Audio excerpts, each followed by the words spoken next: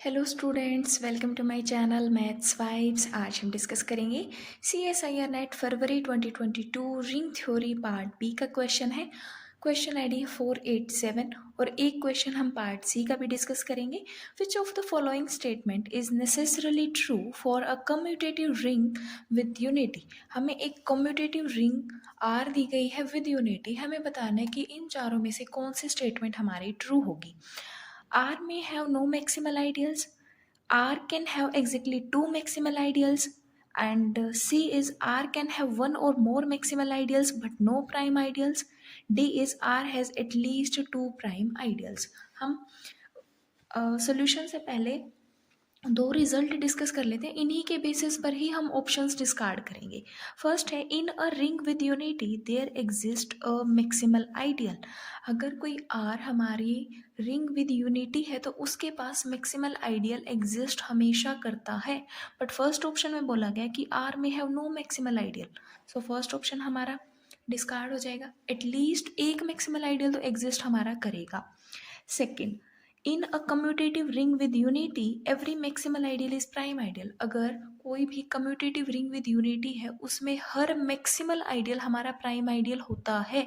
But C option में बोला गया कि आर के पास एक या एक से ज़्यादा मैक्सिमल आइडियल एग्जिस्ट करेंगे बट कोई भी प्राइम आइडियल एग्जिस्ट नहीं करेगा। जबकि आर हमारा कम्यूटेटिव रिंग विद यूनिटी है तो हर मैक्सिमल आइडियल हमारा प्राइम आइडियल होगा। सो थर्ड ऑप्शन भी हमारा डिस्कार्ड हो जाता है।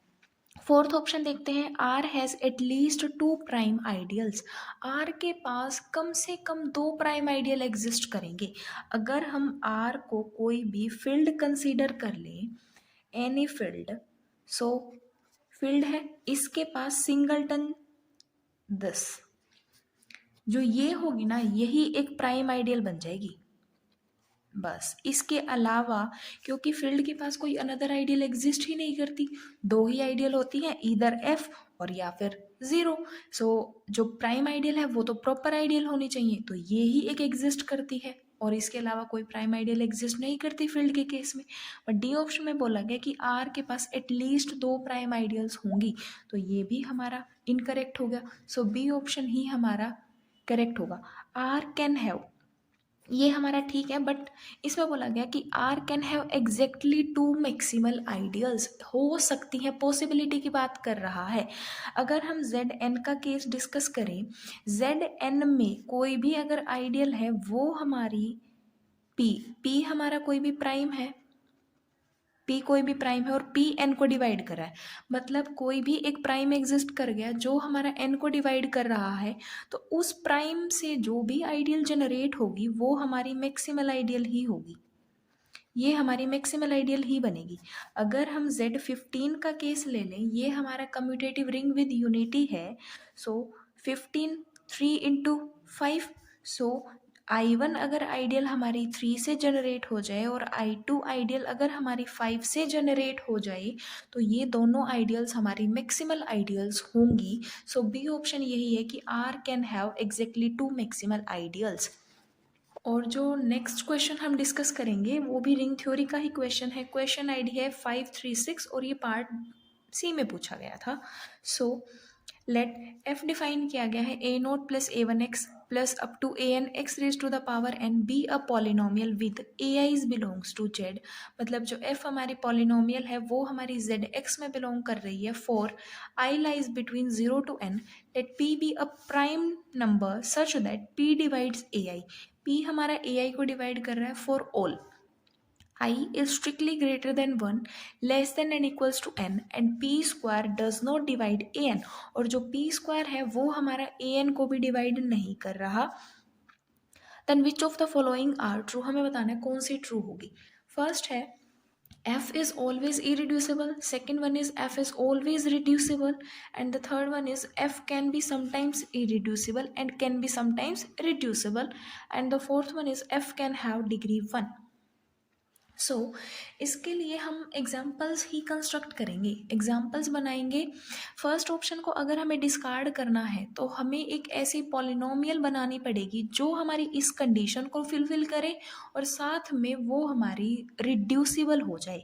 अगर हम एफ एक्स कंसिडर करें 2x² + 2x, कंडीशन क्या है कि P डिवाइड्स AIs, P हमारा AI को डिवाइड करे, ठीक है। दो एक प्राइम नंबर एग्जिस्ट कर गया जो हमारा AI को डिवाइड कर रहा है, but P square does not divide AN, 2 का स्क्वायर 4, 4 डज नॉट डिवाइड 2, तो कंडीशन तो ये हमारी होल्ड कर गया, but x into 2x plus 2 ये कैसी हो गई, रिड्यूसिबल हो गई ZX में, ZX में रिड्यूसिबल। सो फर्स्ट ऑप्शन में बोला गया कि f जो है हमारी हमेशा इरिड्यूसिबल रहेगी, तो फर्स्ट ऑप्शन हमारा डिस्कार्ड हो गया। सेकेंड में बोला कि f इज ऑलवेज रिड्यूसिबल, क्या हमारी f जो है हमेशा रिड्यूसिबल रहेगी, तो हमें एक ऐसा एग्जाम्पल कंस्ट्रक्ट करना पड़ेगा जो हमारा कंडीशन भी होल्ड करे और साथ में वो हमारा इरिड्यूसिबल भी हो। अगर हम fx को कंसिडर कर लें 1 + 2x स्क्वायर, ठीक है, 1 + 2x स्क्वायर अगर हमने कर लिया, 2 divides 2 but 2 square that is 4 does not divides 2, तो कंडीशन तो हमारी होल्ड कर गई और ये हमारी इरिड्यूसिबल भी है ओवर ZX, ZX में हमारी इरिड्यूसिबल भी है। बट बी ऑप्शन में बोला कि F जो है वो हमारी हमेशा ही इरिड्यूसिबल रहेगी, ये भी गलत हो गया। सो फर्स्ट एंड सेकंड के बेसिस पे हमें पता चला कि F हमारी रिड्यूसिबल भी हो सकती है और F हमारी इरिड्यूसिबल भी हो सकती है। सो थर्ड ऑप्शन हमारा करेक्ट हो गया। नाउ फोर्थ के साथ डील करते हैं। फोर्थ में बोला गया कि F can have degree 1, F के पास डिग्री 1 होगी। अगर हमने कंसिडर कर ली n की वैल्यू 1, n की वैल्यू 1 है तो fx क्या बन गया, a0 प्लस a1x, ठीक है। और कंडीशन में बोला गया कि P divides AI where I is strictly greater than 1 and less than equals to n। n की वैल्यू अगर हमने 1 कंसिडर कर ली, मतलब P हमारा A1 को डिवाइड नहीं कर रहा, बट यहां अगर 1 है तो P हमारा A1 को डिवाइड कर रहा है, तो कॉन्ट्राडिक्शन आ रही है क्योंकि ये कंडीशन ही हमारी फुलफिल नहीं हो रही। जब n की वैल्यू 1 है, कंडीशन ही फुलफिल नहीं होगी तो f हमारी डिग्री 1 की पॉलिनोमियल नहीं होगी। This implies that f can't be polynomial of degree 1 degree की पॉलिनोमियल कभी भी नहीं बनेगी। सो डी ऑप्शन हमारा इनकरेक्ट हो जाएगा। करेक्ट ऑप्शन है हमारा सी।